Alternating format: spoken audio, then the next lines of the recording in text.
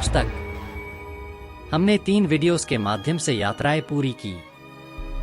पहले वीडियो में हमने जाना कि अघोर क्या है और क्यों उसका असली अर्थ हमारे भ्रम से बिल्कुल उल्टा है।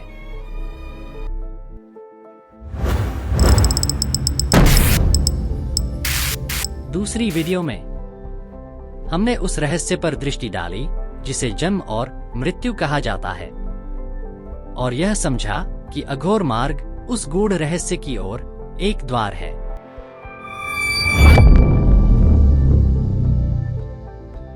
तीसरी वीडियो में हमने प्रवेश किया अस्त्र विद्या की भूमि में, जहां मंत्र, तंत्र और यंत्र की साधना से सिद्धियां मिलती हैं, लेकिन उनके परिणामों को संभाल पाना हर किसी के लिए संभव नहीं। तीसरी वीडियो में हमने ये भी देखा कि शस्त्र किस तरह शास्त्र से अलग होता है और उसके उपरांत अस्त्र और शस्त्र के बीच का फासला।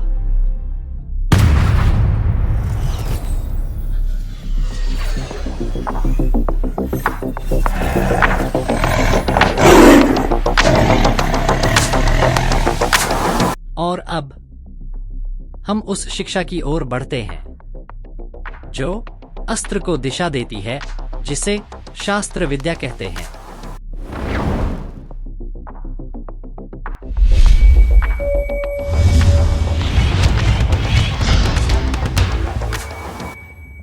शास्त्र क्या है? शास्त्र क्या ये केवल किताबें हैं?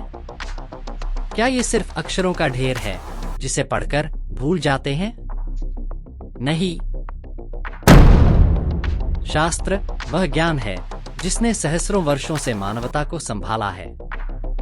यह केवल शब्द नहीं, बल्कि जीवन की सही दिशा है। जहां अस्त्र हमें सामर्थ्य देता है, वहीं शास्त्र हमें संयम देता है। बिना अस्त्र के शास्त्र अधूरा है और बिना शास्त्र के अस्त्र विनाशक। इसलिए अघोर अस्त्र साधना के साथ साथ शास्त्र विद्या में भी डूबते हैं, क्योंकि शक्ति तभी पवित्र बनती है जब उसके पीछे यथार्थ ज्ञान और करुणा खड़ी हो।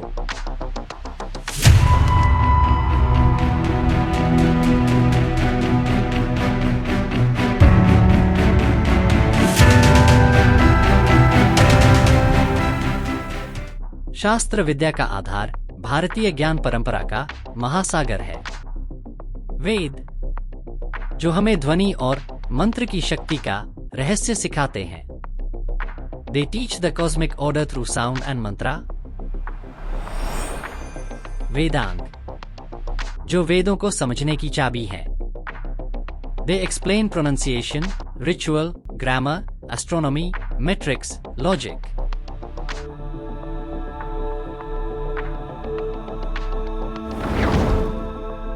उपनिषद, जो हमें आत्मा और ब्रह्मा के अद्वैत का अनुभव कराते हैं।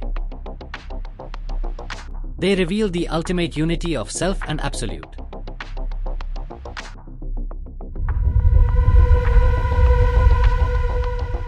पुराण, जो हमें गहन सत्य कहानियों और प्रतीकों के माध्यम से समझाते हैं। They explain philosophy through stories, allegories, and devotion. इतिहास, रामायण और महाभारत, जो धर्म और अधर्म के संघर्ष को जीवंत करते हैं। They teach ethical living through great epics of Bharat. वेदांत, जो हमें अंतिम निष्कर्ष सिखाता है, भ्रम ही सत्य है, जगत मिथ्या है। They guide to the highest truth of oneness.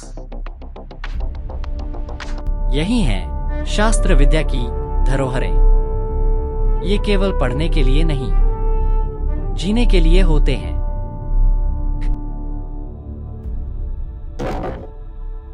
कली युग में जो अघोर होते हैं, वे आमतौर पर वेदों में अथर्व वेद की जानकारी रखते हैं और अष्टदशा महापुराणों में से शिव पुराण एवं गरुड़ पुराण का अनुसरण करते हुए अद्वैत वेदांत की गहराई तक उतर जाते हैं।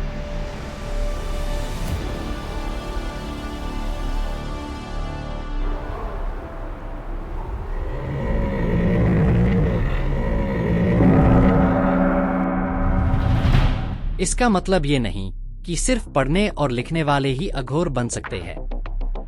अघोर मार्ग में एक अनोखी और प्राचीन शैली हमें देखने को मिलता है। वो है गुरु उपदेश। शास्त्र हो या फिर और कोई ज्ञान, ये सिर्फ गुरु से ही पाया जाता है। अघोर मार्ग में गुरु के बिना न तो अस्त्र है और ना ही शास्त्र। गुरु पाना तो कठिन है, लेकिन शिष्य बनना उससे भी कठिन है, क्योंकि शिष्य बनने की एक ही योग्यता चाहिए होता है, और वो है खाली होना, अर्थात खुद को खाली करना, emptying oneself।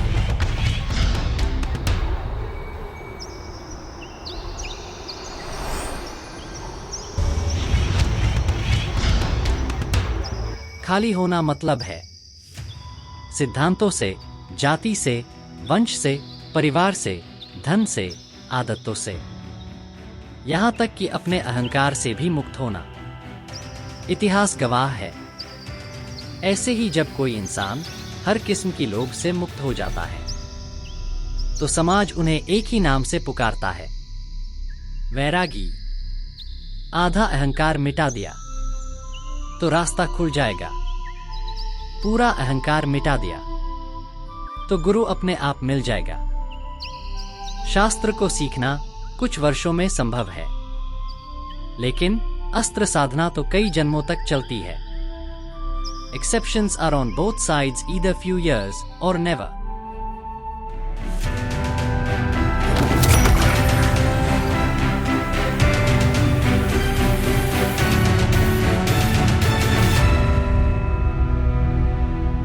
यही कारण है कि अघोर पथ पर चलने वाले बहुत कम दिखाई देते हैं। कुछ लोग गिने चुने सिद्धियां पा लेते हैं, जिन्हें हम मणिकर्णिका घाट या अन्य स्थानों पर देखते हैं। पर याद रखिए, वे पूर्ण अघोर नहीं होते, वे केवल अघोर पथ पर चल रहे होते हैं। सोशल मीडिया पर या प्रत्यक्ष रूप से हम अघोर के बारे में जो कुछ भी देखते हैं, वे बस अघोर का मार्ग चुनने वाले लोग हैं जो 10 महाविद्या का अभ्यास करते हैं।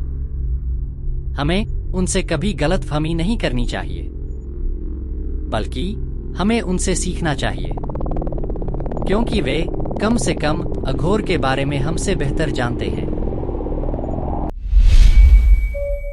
पूर्ण अघोर इस कली युग में शायद ही कभी दिखाई दें, क्योंकि जो संपूर्णतः अघोर की सीमा तक पहुंच जाते हैं, वे साक्षात सच्चिदानंद में लीन हो जाते हैं।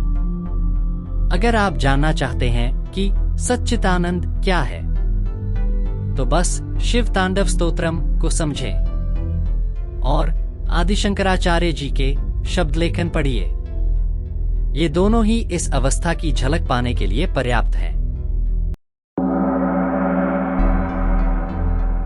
कई लोग कहते हैं कि आदि शंकराचार्य जी ने अघोर मार्ग की स्थापना की, लेकिन यह पूरी तरह सच नहीं है, क्योंकि शंकराचार्य जी बचपन से ही भारत भर में प्रचलित कई समान परंपराओं का अध्ययन करते रहे और उन पर भाष्य लिखते रहे। चाहे वह अघोर हो या कोई अन्य, उन्होंने अपने जीवन के मात्र 32 वर्षों में विभिन्न साधनाओं के विभिन्न क्षेत्रों को व्यवस्थित रूप से संगठित किया। इस भूमि के लिए उनके अमूल्य योगदान को हमें कभी नहीं भूलना चाहिए।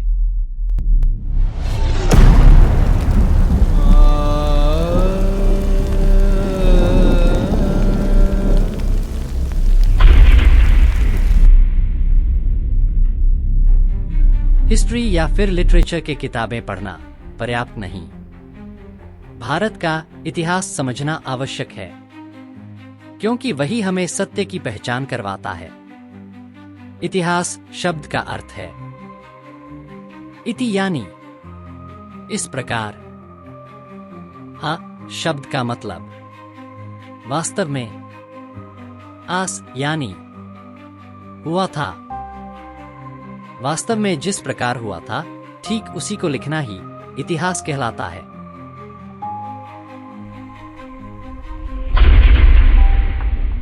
बदकिस्मती कहें या अंधकार, हमारी वर्तमान शिक्षा प्रणाली में इतिहास कहीं भी पढ़ाया नहीं जाता।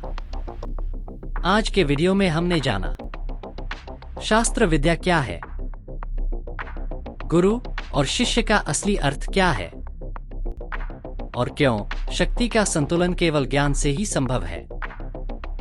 लेकिन अभी यात्रा अधूरी है, क्योंकि आगे हम देखेंगे जब अस्त्र और शास्त्र मिलते हैं तो एक अघोर किस शिखर तक पहुंचता है।